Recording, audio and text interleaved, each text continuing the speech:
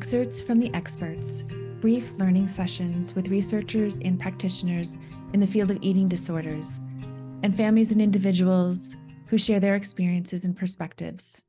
Hi, I'm JD. I'm the Director of Lived Experience at Equip, and I'm here today to talk with a couple of people about FBT or family-based treatment who have done FBT and lived it. So here with Nicole Terrill and her son, Matty. Nicole, I know you kind of had a couple go-rounds with this, and there may have been some differences in your experiences, but sort of overall, how do you explain FBT to people? The first thing I would say is it's effective. Let's just start that off because Matty definitely got better as he ate more and got his weight back up to where his body needed it to be. And that was definitely a part of FBT. Is we have a weight goal, but their body knows where it wants to be. And we kind of work towards the weight goal, and sometimes they need more, and that's okay. It's a heavy lift, like it's a lot. It's, every meal, every snack at first, making, supervising. It's a really big lift, and you just kind of have to know that going in, like it's, a marathon, not a sprint. And there's a lot of work to do, to kind of even implement it. And so just really being aware of that and knowing that it is pretty consuming, you're keeping track of everything and moving forward one meal after the other. And most of the time they're not going to be happy about it. And that's part of what's challenging, is that you have to feed your child even though they really don't want you to. Last, if you have someone a partner with you to do this, if not a partner, a friend or a family member, someone that can help you, because it can get overwhelming and then you want to tap each other out, and give each other a break. FBT, one of the tenets, all food is good food. And so there's no good food, bad food, the morality of food. And so definitely part of the FBT process is really letting go of all the food rules, the diet, kind of challenging all these ideas that we have about, which our society definitely promotes, of, what's okay, not okay, good, bad, and everything about foods, and really focusing on, healthy is variety. Yeah, so what I'm sort of hearing, sort of very sort of caregiver centered in the beginning. You're responsible for a lot of things while you get things going. Definitely, as you said, like no matter where they are, right, they're going to be unhappy about eating. So somewhere, somehow, that they're going to have to get through that. How do you talk about FBT, Matty? I'd say, like, yeah, number one word that comes to mind is kind of a battle. At least in the beginning. Definitely, like, I mean, at least for myself and a lot of people that I was in treatment with, like, you're at a low point and you don't really want to share that with anyone. You kind of want to keep it to yourself. And whether you, like, outwardly are convincing yourself you want to beat it, or if deep down you're trying to beat it, like, it's kind of a process you want to take on your own. So the FBT is like, I guess it forces you to, like, let other people in that are going to help, even though you don't really want them to. Especially with those family-based therapy sessions, it definitely takes a little bit of, like, adjusting, especially if you've never done any type of family-oriented therapy or, like, stuff like that. And different families are more open with each other than others. And I guess it's just, like, really letting a guard down that's hard to let down at first. But I mean, like my mom said, like, it is effective. Like, I wouldn't be here how I am today, like, without it. And even though, like, my mom knows and I know, like, I put up a pretty good fight. But getting to that point, like, I definitely wouldn't want to change, like, the approach we took, especially, like, second time around, and how we handled everything. And a lot of that was family based. And yeah, I guess it's being, like, straight up, it's hard, but it's worth it. Yeah, thank you. And you said something in there I thought that was really sort of important, is like it forces you to bring those people in. And the eating Yeah. disorder very much does not want anybody in because it's a threat. And so when you take that option away, we experience it that same way as helpful as well. And I think because you and I, we all know each other, so a little bit about your story, that sort of it's pretty common for someone who has it young, and then you sort of think that you're past it. And then, with anybody of any age, but especially, boys, young men, you can have that growth spurt that, sort of just puts everything back into, so you're sort of back to where you were when you started. One of the things that a lot of people have reservations about doing family-based treatment or FBT, and Nicole, I mean, I think you said in the beginning, very like directly, it's hard, it's very difficult to do. You talked about it too, a battle, conflict, and things like that. And so I think people very often see the beginning of FBT and they're just like, how can that be? Like, that there's no way families come through this. There's no way, that's like okay way to be. And so for the two of you, how do you think that's been with your relationship with each other, your whole family? I know you have siblings. What was your experience in going through FBT and coming out the other side? I mean, we're definitely way closer because of it. Like, especially my siblings too. Like, that was a big one where, I mean, I have a younger brother, so he was he was aware of what was going on, but it wasn't like as much of a connection talking about it as my older brother. But definitely like saw parts of him that I didn't know existed, and we've gotten to a point where we're so much closer because of it, and I'm really grateful that we got to go through it together. And then parents as well too. Like, I mean, if you told me before all of this, like the things I would be willing to open up to my mom about in my life and stuff like that, it's definitely not things I would have said. But it's just like a different relationship now. It's like a trauma bond, I guess, kind of, if for lack of a better way to put it. But yeah, it's definitely like built relationships that I didn't think I'd have.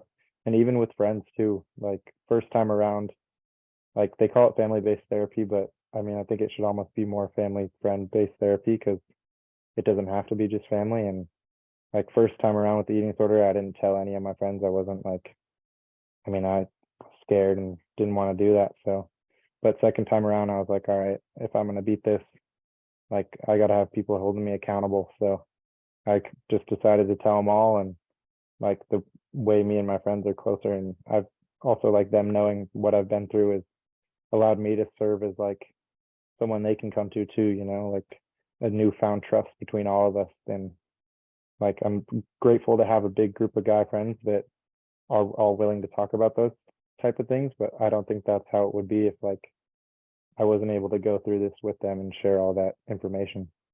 That's really powerful. And that, yeah, you have to be vulnerable to have those kind of relationships with people. And sometimes things like this force you to be vulnerable. What would you say, Nicole?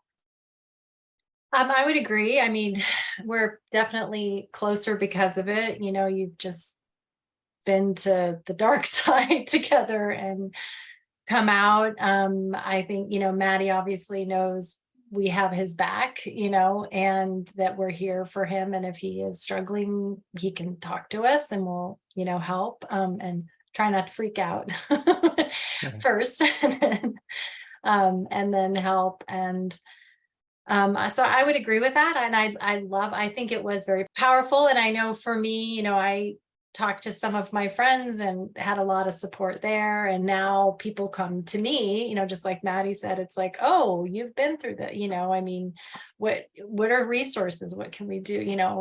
What can you help me? And I'm always happy to, of course, because it's a really hard thing to explain to people, people, they don't understand, well, why can't you just eat, and to Matty's point with the being open too, I think when it comes to, boys and men with eating disorders too, I think that's more challenging. I mean, it's a hard thing for a lot of people, but there's still, some stigma, and it's still, I think, thought of as kind of a girl, sickness, a girl illness, a girl thing. And so with guys, I can see how there would be, with men and boys, that tendency to be hesitant, to say that, and how do you respond? And there's just not as familiarity with it, I think, with boys. And so Yeah, that creates another level of challenge of them allowing themselves to be vulnerable and get help. Yeah. Well, also, go ahead. Oh, sorry, just side note, also like one thing, there's like, for anyone who's watching, I guess, that is struggling with it, and like just being straight up, you're not hiding it as well as you think you are. And I mean, I thought like, oh, no one knows it all, but people pick up on it. They know, and they're worried too. And Think about any last thoughts that you have about that you'd like to share with folks watching this, wanting to know more about FBT. I'd say like, I mean, every family's different. Like, I'm not going to say it's going to work for you. I mean, everyone has a different dynamic, but like giving it a try is definitely worth it. Like, I think everyone should at least go to one therapy session where you're all together in one room and see what happens. I mean, I saw emotions come out of, especially my siblings, that I didn't know were there, and gave me like different perspectives on how everything was. And even just in that first session, and that kind of like helped me notice like where I needed to go with my treatment. I think I said before, it's a marathon, not a sprint. I think, it's like, well, how long? Well, how long? It's like, just slow down, because it's not going to be over like that. Unfortunately, it takes time. And so just don't have some, kind of let go of your expectation. It is what it is, and it isn't what it isn't, and it isn't quick. So, just kind of pace yourself. Nobody does it perfect. Like everyone I know who's ever done FBT with their kids has had good days and bad days. And, it's hard to stay calm all the time during it. None of us, that's good to remember. Also, just to streamline, like I said, when you have a newborn, you quickly learn that you can't live the same life with a newborn than you could before. There's different time schedules, things take longer. So these are just, it's the same thing. You have to just really streamline, let go of some things, stop, whatever my volunteering things, I was like, yeah, can't do that. Sorry, I have to find somebody else. I have to focus on this. And really trying to make the time, because it takes a lot of time. And you also have to be a different kind of parent. I think I noticed for myself, I was more of like, I explain things, and, we would talk, maybe negotiate things. And the eating disorder doesn't negotiate. You can't. They're never going to agree with you. And so it's very black and white. So you just kind of have to be kind of like an old school parent. It does get ugly sometimes, but your child will come back. I think a lot of parents worry about the screaming and the yelling, and that's just going to ruin your relationship. And as Matty and I both said, like, that really didn't happen. It actually brought us closer. And I think I was thinking the same thing, Matty. It's like a trauma bond. You're like, well, we've been to hell and back. So we got that. So With that added benefit that again, it's around that, you have this support, what your family is capable of, those sorts of things. Yeah, and I just really appreciate you, letting folks know if somebody's starting FBT and they're like, this can't possibly be right. Probably is, right? It is hard. Yeah. And then I also really love what you said about running it through the filter, because we do want to externalize the eating disorder and FBT so that it becomes, it's us fighting the eating disorder, not us fighting our child. And that's hard to get to in the beginning. It can be a little difficult.